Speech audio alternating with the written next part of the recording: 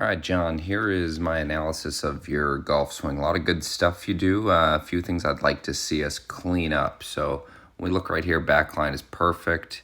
Balance points, I would believe, are perfect. I think the stance is maybe a little bit closed out right here. This is why it looks like it's a little bit more over your toes. So we can see the feet are just minutely closed out. But I think balance is pretty good. I really like a lot of what you do at setup. As we move into the takeaway, this position's awesome. I love where the arms are. Club face is square to what your backline is. Huge positives right there. I even like where this position is. P3 is good.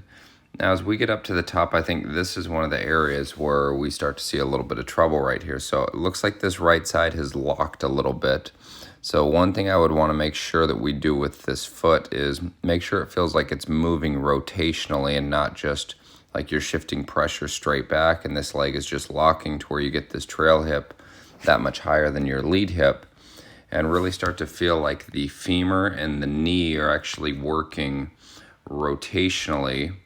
So the knee would be working this direction, that direction. Same with the femur. It's going to be working back, and then it's going to be working around, so that you can actually start to feel like this foot is corkscrewing into the ground. Now, when we go into the structure up here, I can tell this right arm is almost a little bit too wide to where this club is vertical, and a lot of times this is where players don't exactly know where the club is. Not saying that this is impossible to play golf from, because there are a lot of good players that do this. But for me, what I would want to see, here would be your tricep. I would like to see this arm fold back towards your shoulder a little bit more. So this right hand would be folding towards your trail shoulder a little bit more, which will actually increase the weight of the club. And then we could actually start to hinge that trail wrist into extension more, getting a little bit more load in it. One, to where you're going to know where the golf club is, but two, it's also going to create a little bit of speed. So if we could get those two things done, then I think you've got a lot of good stuff that you do in the downswing. It's just, again, when this right leg is locked like this, what it's going to initially want to do is move forward as well as the hip. And then a lot of times we end up just seeing this lead side kind of just sliding because of how collapsed it is right here. And so what we're going to see here, there goes the hip and the knee, which means the hip is now just sliding. And the club is just getting a little bit too far under the plane right there. You recovered nicely, but it looks like you're hitting a lot of poles right there. And where you'll see this is on your face-on swing. We go right here, so I'm going to draw a line straight up your left side. So this would be about the amount of linear right in here we would want to see.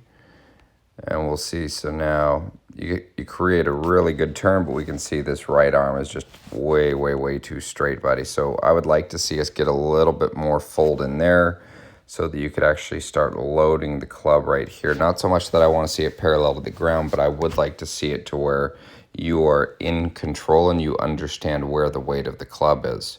Because now from here, so this is where we've just seen, so you can see how this lead side is just staying collapsed all the way through the shot. So what we would want to do once we get control of the club and we are getting the right leg to turn and torque versus just pressure shift, versus just the pressure working backwards, we just want to get a little better connection to the ground right there, get this club loaded. And then from there, once we get down into about this spot right here, this foot on the ball of your foot, we need to get this guy pushing back a lot harder. So what I would do as a drill is I would actually swing it to right about here, freeze it, get a little bit of momentum. You feel your pressure into your lead foot, and I would actually start really pushing that back quite hard there. So those would be the things that I would work on. If you have any questions on this, just give me a holler, buddy.